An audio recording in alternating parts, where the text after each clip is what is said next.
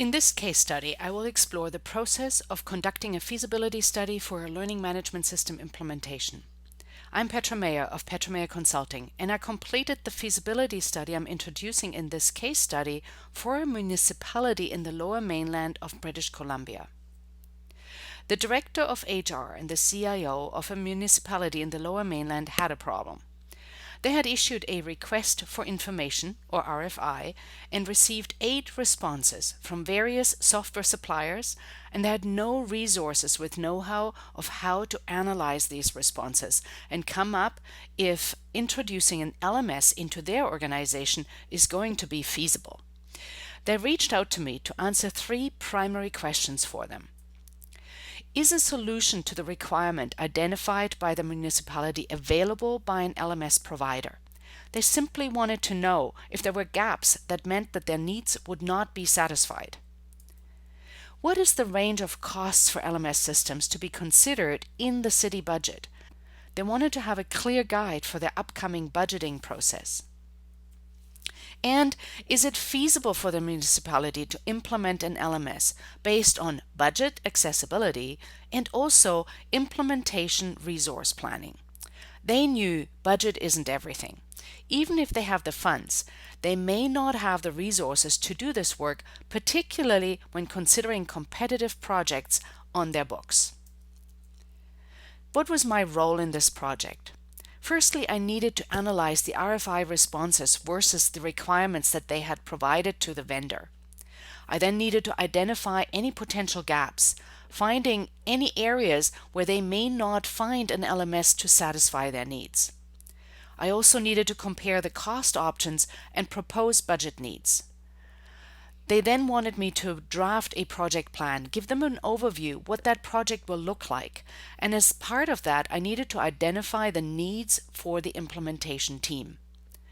Who needs to be involved and what do they need to do, which really brings me to defining the implementation tasks.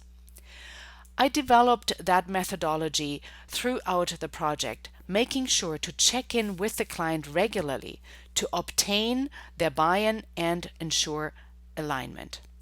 The initial task was to do a thorough analysis of the RFI responses that they had received. Based on this analysis, I moved to recommendations. I had noted a few things in their process that made the analysis of the data ambiguous, and I wanted to ensure that in the future they would have more detailed requirements to ensure that vendor responses can be more easily interpreted. Then I moved into planning, bringing some of the planning tasks that a project team would do into this process.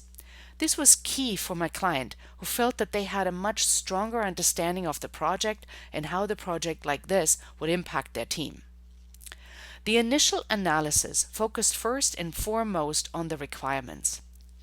Assessing how each of the vendors meets the requirements was a primary objective for this project. It was also to highlight any potential gaps that may not be met. In order to do that, I calculated a match rate for each requirement and vendor. Giving points between 1 and 5 of how they fulfilled the requirements helped to identify the suppliers that will meet the requirements and also identify any possible gaps.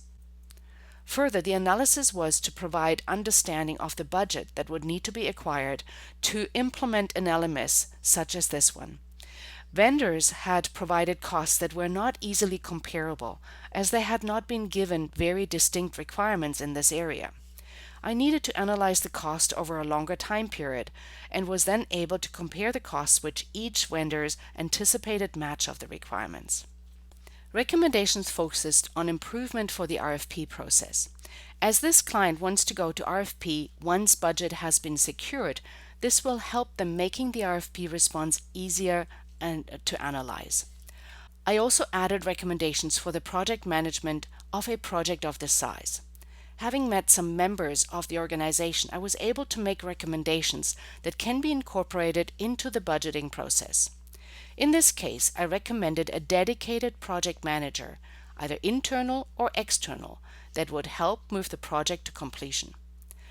This brings me to the planning phase. In order to give the team a better idea how this project will impact their operations, I created a project plan and estimated resource hours across the anticipated project team. This will help the organization to plan the project accordingly and to obtain buy-in from subject matter experts. One key component to this was to create a list of implementation tasks. This was particularly challenging as the type of system obtained and vendor contracted will have an impact on this. I created a RACI chart that helps identify the resources who will be responsible or accountable for the task and who will need to be consulted or informed. My client particularly appreciated how I was able to demonstrate the volume of information in easily digestible chunks. For example, I created a graphic that showed each of the vendors' investment over a 5-year period versus their match to the requirements set by the municipality. Vendors higher on the graph meet the requirements better. Vendors to the right of the graph and with bigger bubbles require a greater investment over the anticipated 5-year initial contract term.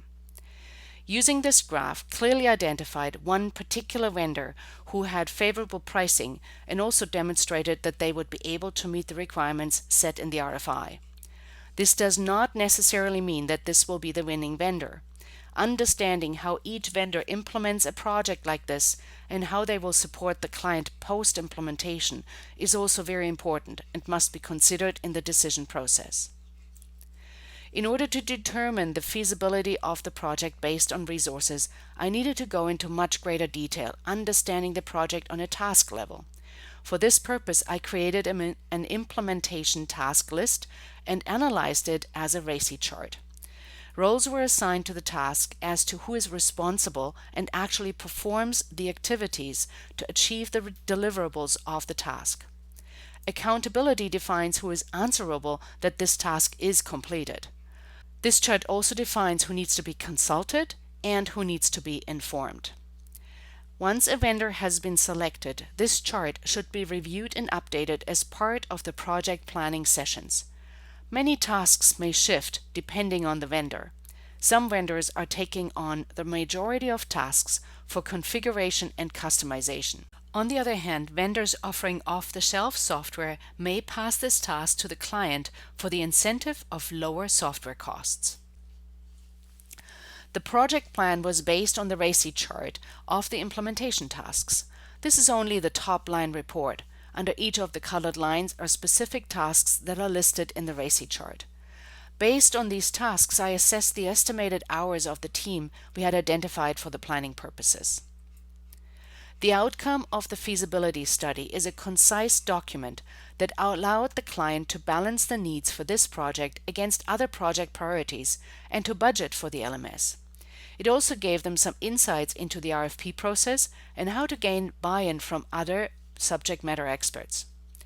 The overall feasibility study was a 70-hour project, coming in 50 hours under what we had anticipated, despite the fact that we added a number of valuable components such as RFP recommendations, suggestions how the project team should be made up, assessment of the training that needs to be transitioned to the new LMS, sample project plan for the implementation, and a benefits analysis for an LMS for the organization. This was an incredibly fun and rewarding project for me and left the client also very satisfied. If you are undertaking an RFP for a learning management system or any other IT system for that matter, consider the approach I've demonstrated here. I invite you to contact me for your LMS implementation project. I would be delighted to support you in your RFI or RFP process or act as your project manager for the implementation of the system.